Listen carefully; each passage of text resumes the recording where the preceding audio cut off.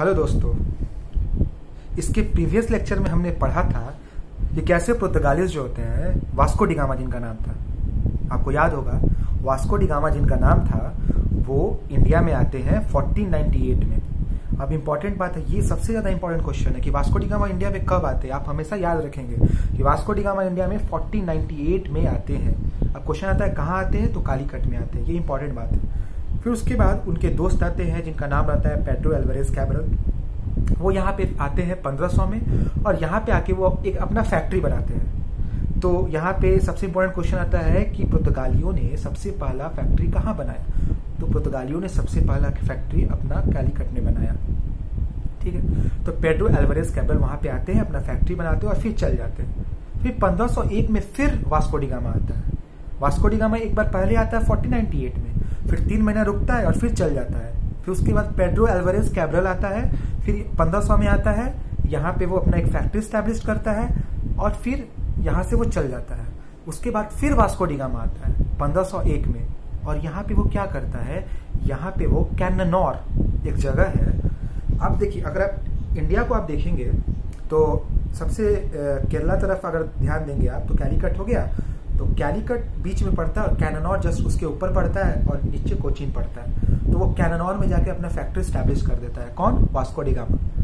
अब क्या होता है कि वो भी अपना सामान वामान लेता है, कुछ दिन रहता है और फिर चल जाता है। तो वहां के जो राजा होते हैं, पुर्तगाल के राजा, वहां पे जाते हैं। वहां पे जब ये लोग पहुंचते हैं तो उनको बताते हैं कि हमने यहाँ फैक्ट्री स्टैब्लिश किया है। तो वो क्या करते हैं कि अब बोलते हैं कि जब तुम लोग वहाँ फैक्ट्री स्टैब्लिश कर ही लिए हो, तो अब हम क्या करते हैं, वहाँ गवर्नर को भेजते हैं जो कि तुम्हारी जो फैक्ट्री स्टैब्लिश किया है उसको और थोड़ा एक्सपांड करेगा और थोड़ा बढ़ाएगा और जितने भी मुस्लिम ट्रेडर्स हैं उसको रोकेगा वहां से। क्योंकि अब ये लोग चाहते थे, पुर्तगाली चाहते थे कि केवल हम ही फायदा उठाए, क्योंकि इंडिया में प्रॉफिट करना बहुत ही लाभदायक था उनके लिए, क्योंकि वो बहुत सारा इनकम कमा रहे थे। और पहले जो प्रॉफिट हो रहा था अरब के बीच में, मिडिल मैन जो अरब बन रहा था, उनका प्रॉफिट उतना नहीं हो पा रहा था। तो ये बात उनको पता थी। तो इसके लिए उन्होंने पुर्तगाल के जो राजा थे, उन्होंने फ्रांसिस्को डी अल्वेडिया नाम का एक गवर्नर था जिसको 3 सालों के लिए वहां पे भेजते हैं, जो कि 1505 में इंडिया में आता है। 3 सालों के लिए वो आया इंडिया में। इंडिया में जब आता है तो उसको बोला जाता है कि तुम जाओ इंडिया में और जो भी मुस्लिम ट्रेडर्स हैं उनको हटाओ वहां से। तो 3 जगह पे सबसे ज्यादा थे, ओस्मान, अरेडेन और मलक्का। इंपॉर्टेंट बात है, ओस्मान, अरेडेन और मलक्का। आप ओम ट्रिक याद रख सकते हैं कि ये जाके वहां पे ओम जो ए से अरेडेन याद रख लें, ओ से ओस्मान याद रख लें और एम से मलक्का याद रख लें। तो यहाँ पे तुम जाओ और इन लोग को यहाँ से भगाओ, जो मुस्लिम ट्रेडर्स वहां पे जो है उनको भगाओ यहाँ से। ठीक उनके गवर्नर पीरियड के 2 साल, मतलब उनका 2 साल बीत चुका था। 1505 में तो आए थे और 1507 में उनके साथ एक घटना घटती है। अगर अरब के जो ट्रेडर्स थे, पहले वहां पे उनका राज चलता था, अब कोई दूसरा आके उन पे राज चलाएगा तो अरब ट्रेडर्स क्या हो जाएंगे, गुस्सा हो जाएंगे। और गुजराती से उनका बहुत पड़ता था अरब लोगों का, क्योंकि पहले तो इनके बीच में ट्रेड होता था ना, गुजरातियों के बीच में ट्रेड होता था और अरब लोगों के बीच में ट्रेड होता था। तो अब क्या होता है कि ये लोग उनके खिलाफ चल जाते हैं। तो ये क्या करते हैं, 1507 में इसके साथ एक लड़ाई करते हैं। किसके साथ? फ्रांसिस्को डी अल्वेडिया के साथ ये लड़ाई करते हैं और इसमें फ्रांसिस्को डी अल्वेडिया का बेटा मर जाता है। ठीक उसके अगले ही साल, मतलब 1508 में फ्रांसिस्को डी अल्वेडिया जो होता है वो इन दोनों आर्मी को हरा देता है। नेवल आर्मी, पहले क्या होता था कि जहाजों के बीच में लड़ाई हो रहा था। और सबसे इंपॉर्टेंट बात ये था कि जो ये पुर्तगाली के जो लोग थे अपने जहाज में तोप रखते थे, वो डायरेक्ट तोपी से उड़ा देते थे। ठीक है, तो सबसे इंपॉर्टेंट बात ये हुआ कि इनके बीच में लड़ाई हुई और ये अपना वर्चस्व धीरे धीरे कायम कर रहा था। फिर इसने एक पॉलिसी दी जो हमेशा क्वेश्चन में आता है, ब्लू वाटर पॉलिसी जिसको बोलते हैं, मतलब समुद्रों में अपना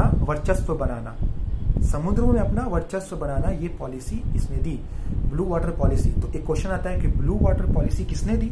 तो blue water policy Francisco de Almeida ने दी। ये सबसे इंपॉर्टेंट क्वेश्चन है। इसके बाद बहुत सारे गवर्नर आए। इसके बाद जो मेन गवर्नर आते हैं, जो सबसे इंपॉर्टेंट आपको पढ़ना है, मतलब पूरे पुर्तगालियों में सबसे इंपॉर्टेंट गवर्नर जो आपको सबसे ज्यादा पढ़ना है, जिनका नाम था अल्बुकर्क जिनका नाम था। ठीक है, उनका अच्छा से हमको नाम नहीं पता, लेकिन अल्बुकर्क नाम था, मतलब पूरा नाम नहीं पता, टाइटल हमको पता है अल्बुकर्क। तो अल्बुकर्क आते हैं इंडिया में, ठीक है। तो यहाँ पे वो आते हैं, जो फ्रांसिस्को डे अल्वेडिया जो होते हैं, यहाँ पे उन्होंने ब्लू वाटर पॉलिसी बना के गए। तो ये उसको तवज्जो देते हैं। ये क्या करते हैं कि अपने वाटर पे बेस बनाते हैं सब जगह। सी रूट पे, जो पुर्तगालियों का सी रूट था, वहां पे बेस बनाते हैं। बेस का मतलब जैसे आर्मी का बेस होता है कि इस एरिया में तुम नहीं घुस सकते हो, अगर आपको घुसना है तो आपको परमिट लेना पड़ेगा। तो उसी तरह से ये भी अपना बेस बनाते हैं। कौन बनाता है? अल्बुकर्क, अल्फेनियो दे अल्बुकर्क, इनका शायद नाम ये था, अल्फेनिया दे अल्बुकर्क। तो ये अपना क्या करते हैं, अपना बेस बनाते हैं और एक परमिट सिस्टम चालू करते हैं कि जो आएगा उसको पहले यहाँ पे परमिट लेना पड़ेगा और फिर यहाँ से फिर वो अपना ट्रेड कर सकेगा, ठीक है।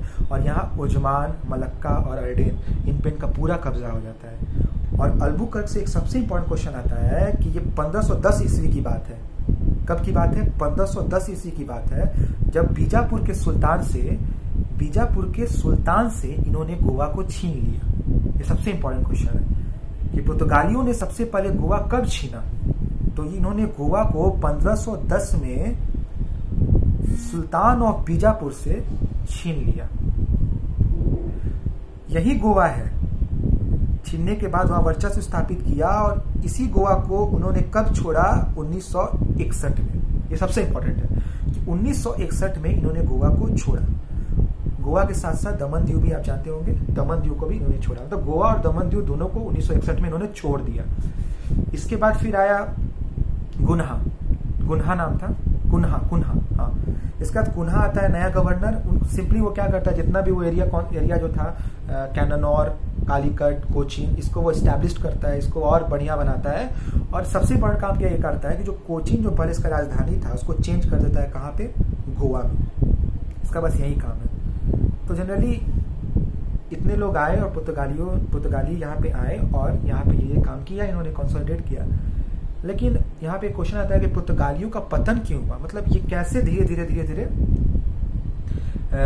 डिक्लाइन की तरफ गए। इनका सबसे गंदा पॉलिसी ये था कि सबको क्रिश्चियनिटी में कन्वर्ट करना चाहते थे। सबको अपना धर्म उनको सबसे अच्छा लगता था। क्रिश्चियन जो धर्म होता है क्रिश्चियनिटी में, उसके लिए जेसूट्स वहां से भेजे जाते थे। जेसूट्स मतलब होता है पादरी टाइप होते थे। ये लोग क्या करते थे, ये लोग जो मुस्लिम में बोलते थे कि तुम कन्वर्ट हो जाओ, मतलब कन्वर्ट करने का इनका सिस्टम था, ठीक है। तो ये हर एक को चाहते थे कि कन्वर्ट हो जाए। ये पहले मुस्लिम लोग के एकदम खिलाफ थे, फिर धीरे धीरे करके हिंदू के भी खिलाफ हो गए।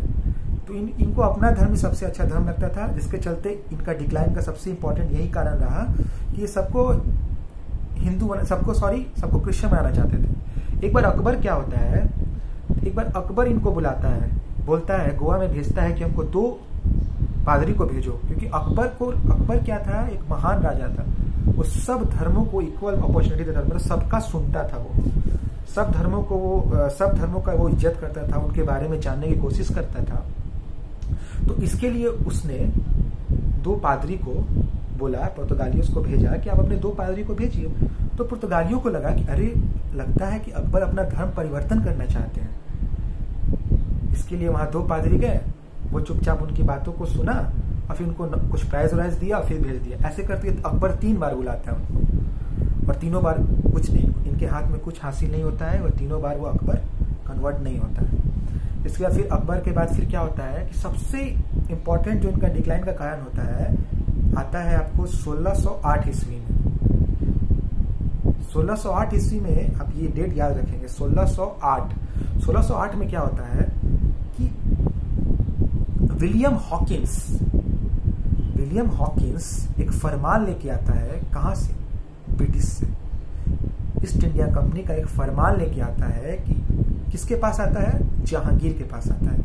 1608 में विलियम हॉकिंस फरमान लेके आता है जहांगीर के दरबार में। जहांगीर का उस समय शासक हो रहा था, क्योंकि अकबर मर गया था। लेकिन वो जो फरमान होता है, वहां पे जो ब्रिटिश में थे, ब्रिटिश के लोग जो फरमान जारी किए थे, उनको लगता था कि अकबर अभी भी वहां पे राज करते हैं, लेकिन अकबर मर चुका था। तो वो फरमान लेके जहांगीर के पास आते हैं कि हम भी ट्रेड करना चाहते हैं। क्योंकि पुर्तगालियों का पहले से कब्जा था, तो वो नहीं चाहते थे कि अंग्रेज आए और यहाँ पे ट्रेड करें। तो उन्होंने रोका, सूरत पे वो पहले आए थे, तो उन्होंने रोका, तो ये नहीं रुक पाए। तो जब दरबार में आते हैं तो जहांगीर बैठा रहता है और इनसे बातचीत होती है अंग्रेजों से। तो विलियम जो हॉकिंस है वो तुर्किश लैंग्वेज का बहुत बड़ा जानकार था, और जो जहांगीर है उनको तुर्किश लैंग्वेज बहुत पसंद था। तो इनकी वार्तालाप जो होती है वो तुर्किश लैंग्वेज में होती है। इसके चलते जहांगीर बहुत खुश हो जाता है और इनको मनसबदार प्रदान करता है 400 का। मनसबदार मतलब एक रैंक होता है, मिलिट्री में एक रैंक होता है। जैसे आप 400 रैंक पे हैं तो आपको इतना सैलरी मिलेगा। इसको 30,000 सैलरी के लिए इसको नॉमिनेट किया जाता है कि 30,000 आपको सैलरी मिलेगा, जो कभी मिलता नहीं है वैसे। तो जहांगीर इनसे खुश हो जाता है और इनको बोलता है कि हाँ आप ट्रेड कर सकते हैं। तो यहाँ पे अंग्रेजों का आगमन होता है तो पुर्तगालियों का पतन होता है। इनके बीच में बहुत सारी फाइट होंगी, इनको बोलते हैं कार्नेटिक वार्स, जो सॉरी पुर्तगालियों के बीच में नहीं, सॉरी गलती हो गया। इनके बीच में पुर्तगालियों और अंग्रेजों के बीच में लड़ाई होगी, डच के बीच में लड़ाई होगी, और धीरे धीरे पुर्तगालियों का पतन हो जाएगा। तो इस लेक्चर में हमने ये सीखा कि पुर्तगालीज आए इंडिया में ट्रेड करने के लिए, फिर धीरे धीरे धीरे इनका चाह बढ़ते गई। ये क्या करते थे कि ये वहाँ के हिंदू लड़कियों से भी शादी करने लगे। मतलब ये पुर्तगाली चाहते थे कि ये इंडिया को भी पुर्तगाल बना दे। सिंपल से यही समझिए कि पुर्तगाली चाहते थे कि इंडिया को भी पुर्तगाल बनाए। इसके लिए वो शादी करने लगे, यहाँ कल्टीवेशन करने लगे, गन्ने की खेती करते थे, ये कोकोनट बनाते थे, ये आर्ट एंड क्राफ्ट होता है उसमें ये अपना आगे मतलब सिखाते थे लोगों को कि ऐसे करो। फिर वो जो नारियल का जो छिलका होता है उससे रस्सी बनाते थे जहाज को खींचने के लिए। मतलब ये सब इन्होंने लाया। तो पुर्तगालीज जो हो रहे हैं वो डिक्लाइन इसलिए हो रहे हैं क्योंकि अब अंग्रेज भी आ रहा है, डच भी आ रहा है और फ्रेंच भी आ रहा है, धीरे धीरे सब आ रहे हैं, और इनकी जो ट्रेडिंग जो रेंज थी वो कम हो रही है क्योंकि अब इनको लड़ना पड़ रहा है। और दूसरा रीजन ये था कि उस समय मराठा जो था छत्रपति शिवाजी के अधीन में हो गया। छत्रपति शिवाजी कितने अच्छे वॉरियर थे आप लोग सब जानते ही हैं। तो जो उनका जो वेस्टर्न कोस्ट है उस पर अब छत्रपति शिवाजी का भी आक्रमण होने लगा, और वहाँ के सबसे इंपॉर्टेंट सैलसेट और बेसिन पे उनका कब्जा होने लगा, और धीरे धीरे इनके हाथों से सब छूटते गया, और लास्ट में पुर्तगाली को एक लिमिटेड एरिया में सिमट के रह गए। तो इस लेक्चर में हमने ये जाना कि कैसे पुर्तगाली आए, यहाँ पे ट्रेड किए और धीरे धीरे यहाँ पे अपना कंसोलिडेट किए, फिर लड़ाई उड़ाई हुआ, फिर धीरे धीरे इनका पावर जो हो गया कम होते गया क्योंकि अदर यूरोपियन कंट्रीज यहाँ पे आए।